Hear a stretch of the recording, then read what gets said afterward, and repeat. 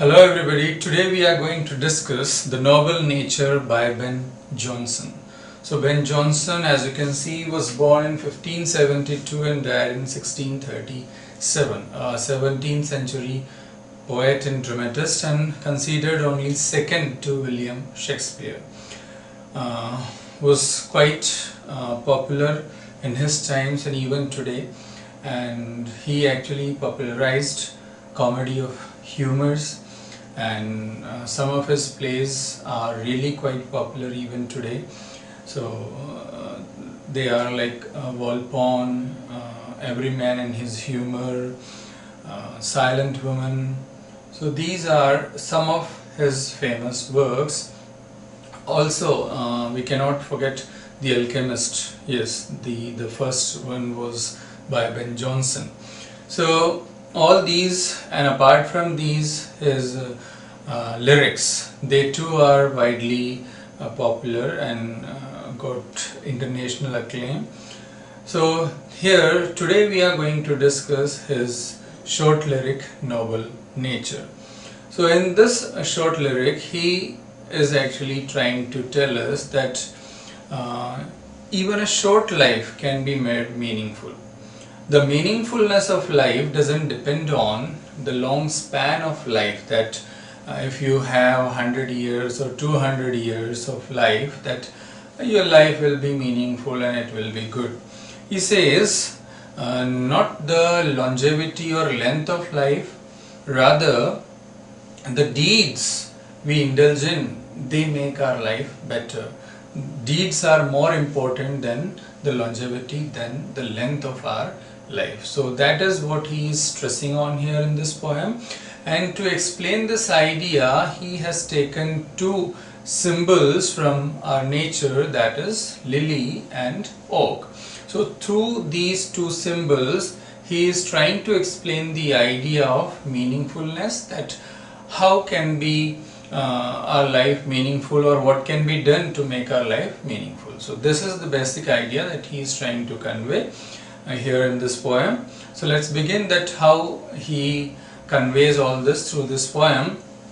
So it's not growing like a tree in bulk doth make man better be.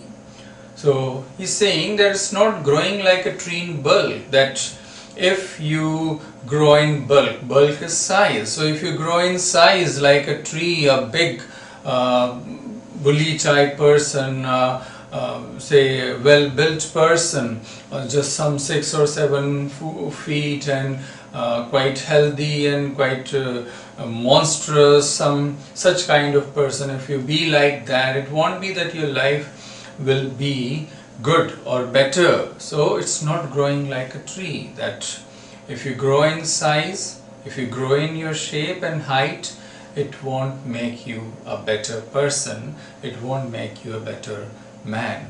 Doth make man. So doth is an old English use, for do does we use it. So betterment of life is not in the size, of course.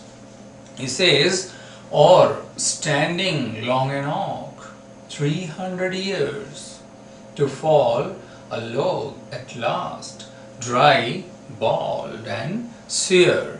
So it's not that if you, like an oak tree, live for 300 years, that oak tree lives for 300 years, it has a very long lifespan of 300 years, but what is the use?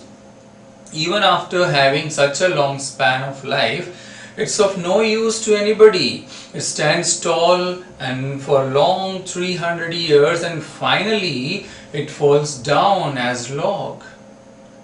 It falls down as log, all dry, all leafless, all withered and totally futile. It leads a useless life for 300 years. So the poet is trying to say, what is the use of leading such a life which is of no use to anybody? It's totally meaningless, it is totally insignificant. So how should a man be then? What kind of life a person should lead? So now he is drawing an example of lily. So he says that A lily of a day is fairer far in May. So of course the flower of lily, it blossoms and blooms in the month of May.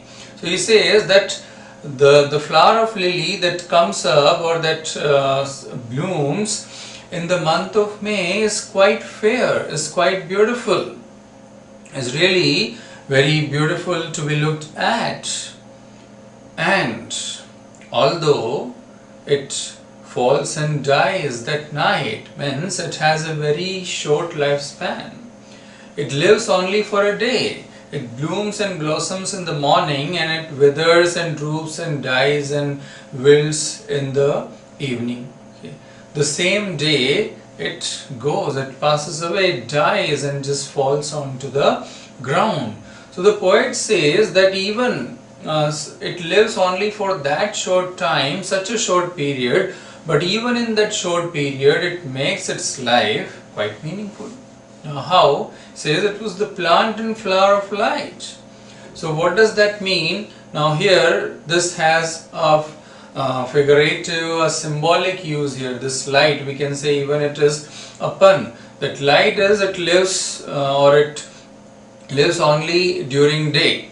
This flower of lily, it lives only during day until there is light, and with the onset of evening or with the coming of evening, what happens? The flower droops and wilts and withers, it goes down, it dies. So it lives for that short time, but even in that short time it makes its life meaningful. So that light is that it lives only during daytime, only during light, when the sunlight is there, and when the sunlight is gone, when the sun sets, it dies.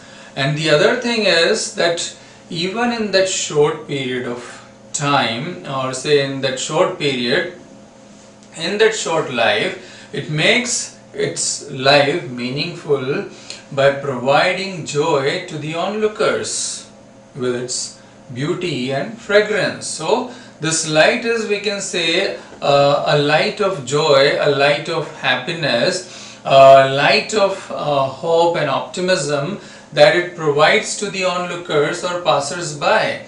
So in that way, by providing joy to the others, by providing happiness to the onlookers through its beauty and fragrance, it makes its life meaningful.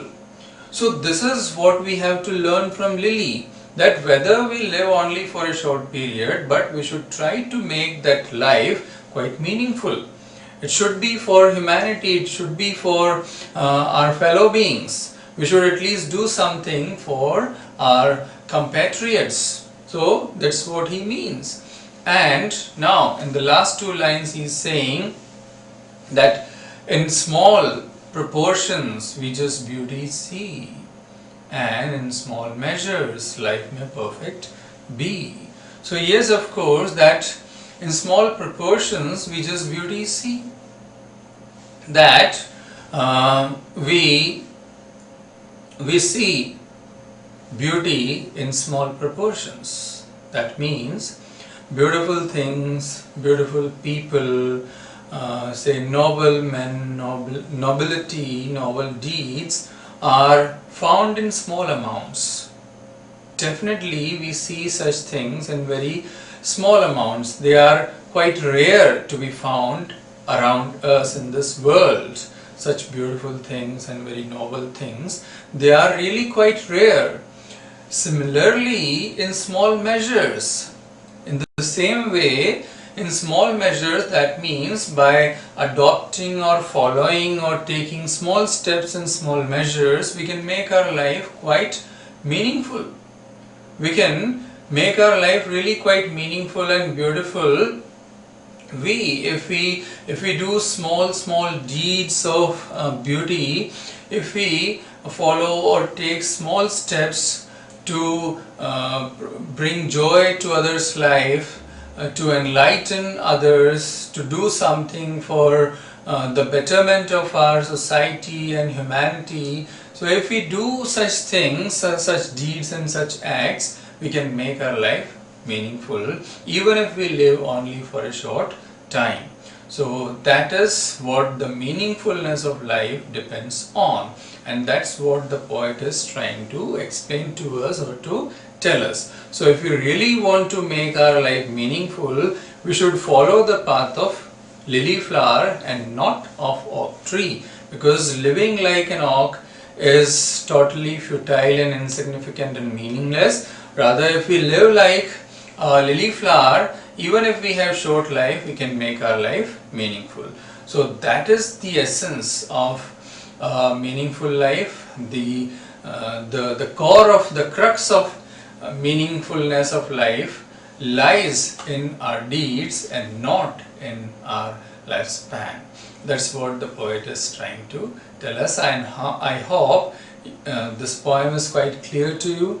So I'll come up with more such poems, the beautiful ones with their explanations in the next videos.